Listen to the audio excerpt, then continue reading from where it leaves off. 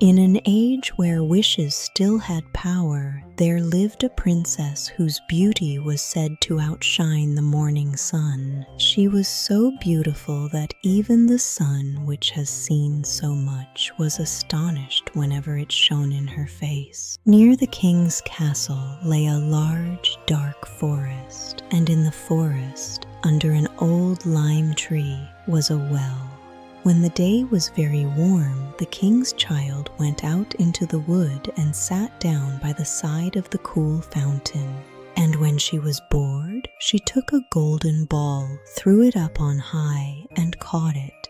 But one day, the golden ball did not fall into the little hand which she held up for it. It fell onto the ground, rolled straight into the water, and vanished. The king's daughter followed it with her eyes, but it vanished, and the well was deep. Then she began to cry, and cried louder and louder, and could not be comforted. And as she thus lamented, someone said to her, "What ails you, king's daughter? You weep so that even a stone would show pity." She looked around to the side from whence the voice came, and saw a frog stretching forth its big, ugly head from the water. "Ah, old water splasher, is it you?" she said. "I am weeping for my golden ball which has fallen into the well." "Be quiet and do not weep," answered the frog. "I can help you, but what will you give me if I bring your plaything up again?" "Whatever you will have, dear frog," said she. "My clothes, my pearls and jewels, and even the golden crown which I am wearing." The frog answered, "I do not care for your clothes, your pearls and jewels, nor your golden crown. But if you will love me and let me be your companion and playfellow," the frog continued, "if you let me sit by you at your little table, and eat off your little golden plate, and drink out of your little cup, and sleep in your little bed, if you will promise me this, I will go down below and bring you your golden ball up again."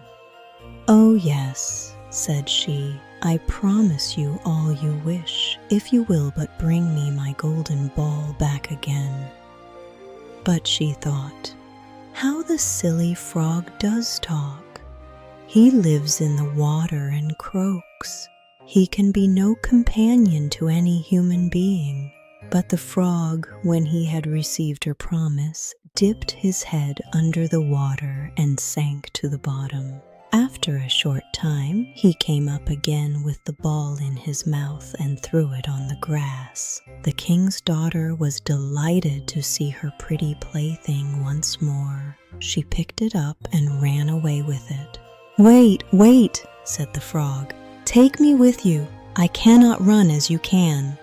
But what did it avail him to croak his quack, quack after her as loud as he could? She did not listen to it. The next day, when she had seated herself at table with the king and all the courtiers, someone came. Something came creeping, splish, splash, up the marble staircase, and when it had got to the top, it knocked at the door. It cried, "Princess, youngest princess, open the door for me."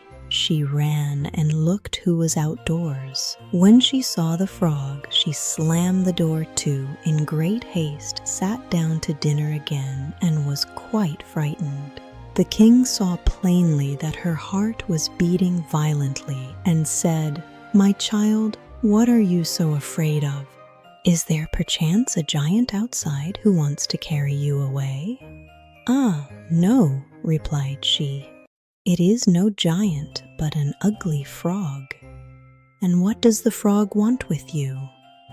"Ah, dear father, yesterday as I was playing in the forest, my golden ball fell into the well. And because I cried so, the frog brought it out again for me, and I promised him he should be my companion." The king said, "That which you have promised must you perform. Go and let him in." She went and opened the door, and the frog hopped in and followed her step by step to her chair. There he sat and cried, "Lift me up beside you." She delayed until at last the king commanded her to do it.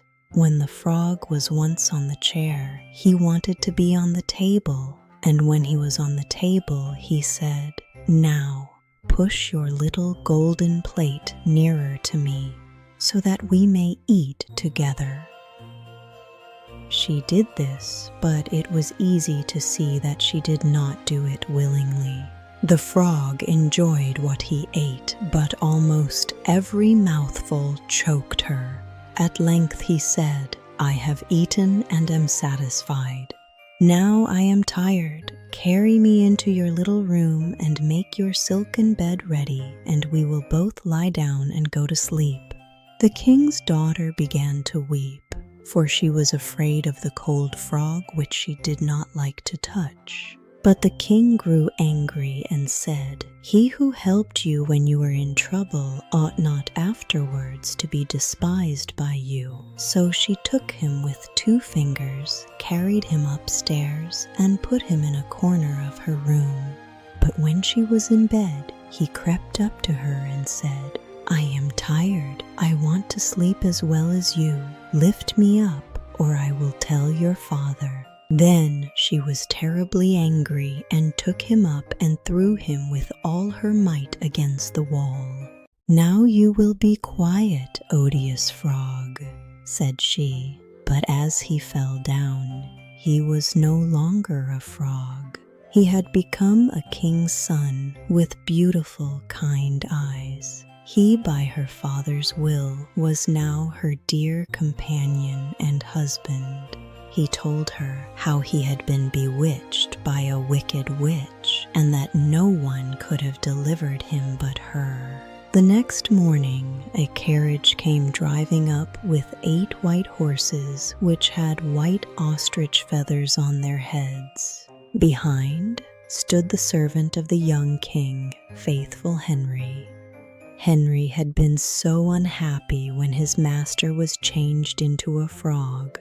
The carriage was to conduct the young king into his kingdom. Faithful Henry helped them both in. And when they had driven a part of the way, the king's son heard a cracking behind him as if something had broken. It was the iron bands which had been round the heart of faithful Henry, because it had been so full of sadness when his master was a frog. Twice more the cracking was heard, and each time the king's son thought the carriage was breaking. But it was only the bands which were springing from the heart of faithful Henry, because his master was set free and was happy. And they lived happily ever after. The end.